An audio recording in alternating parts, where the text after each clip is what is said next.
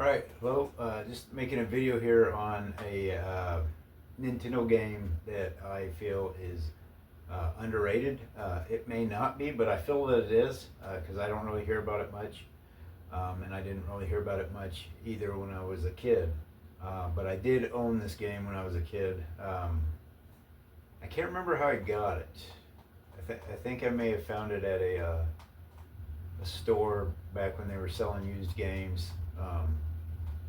And I think I picked it up for like $5 or something, but it's still a rather cheap game today, and that is Avodox.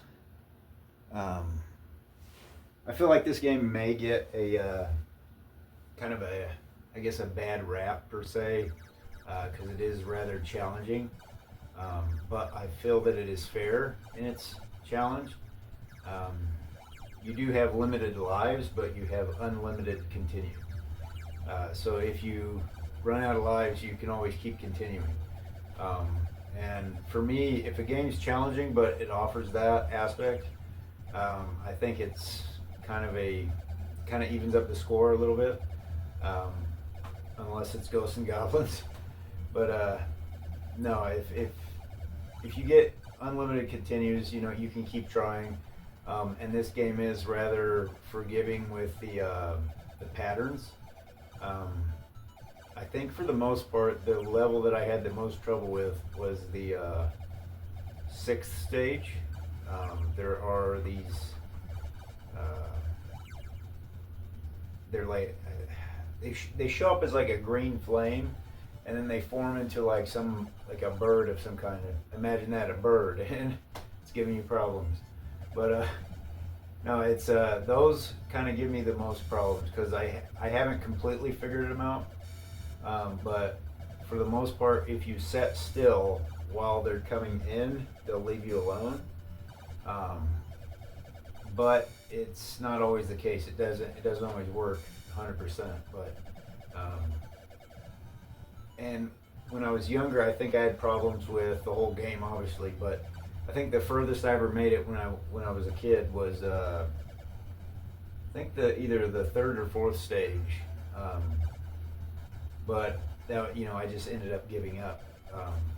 But like I said, it does offer infinite continues, so you can just keep trying. As long as you got time and you've got the patience, you can keep going and try different strategies, and eventually one should work for you. So if you enjoy, I'm kind of trying to think here. I think this would just be considered a shmup. I think because it's a space shooter, but you're in a space suit rather than like a spaceship. I also think that's pretty cool. There weren't many games that were like that, at least not that I can remember. I think this company, which was Natsume, also made another one, and it had a kind of a weird name, SCAT, Special Cybernetic Attack Team, I think is what it stood for. But that one wasn't very popular either, but it kind of had that same concept as you're flying around and you shoot things. But I do feel that this is a great game, and I think a lot more people should check it out. But like I said, be ready to be challenged a little bit. But as long as you have a decent memory, you can memorize the patterns of the enemies. Where the power-ups are. You definitely want the power-ups. This is actually a game where I can keep my power-ups for longer than like 5 seconds. I'm very bad at keeping power-ups. So this one kind of makes me a little happy as for most of the time I can keep my power-ups for a decent amount of time. Sometimes I get lucky and I get to like the fourth stage or so without losing them. So, but you're gonna want your power-ups. I've never really tried to see how far I could get without the power-ups on this game. That could probably be like a challenge of some kind. But I don't know if I'm ready for that. But no, if you have a chance to check this game out, I would definitely recommend checking out I did find this game CIB, which means complete in box if you don't know. And I think it was around $50. So it was on the cheaper end, because I mean you can spend quite a bit on the CIBs. For an older game, this is my first CIB collection, I guess you could say. And I don't really plan on collecting a lot of CIB games, but I did, this one was rather cost efficient, so that's why I chose to do it. So I guess if other ones pop up that way, I might do that as well, but for the time being, this is the only one that I really considered picking up, CIB. I think the loose copy, I don't think it's too expensive, but I can't remember off the top of my head. I think it was around $20, but I could be wrong. But all in all, it's not too expensive of a game.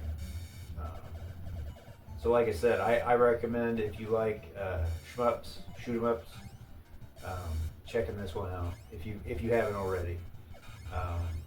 But it is a challenging game, but the bosses aren't so challenging.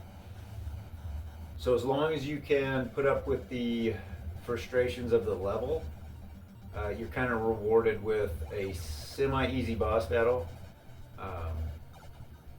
But I will warn you that it involves finding the right areas to sit. There are safe areas, but you have to find. They're not too difficult to find, but and that's the main bosses. The mini bosses, I'm not for sure if they all have a save point. I don't think all of them do. But all the main bosses seem to have some kind of a spot that you can set and not worry about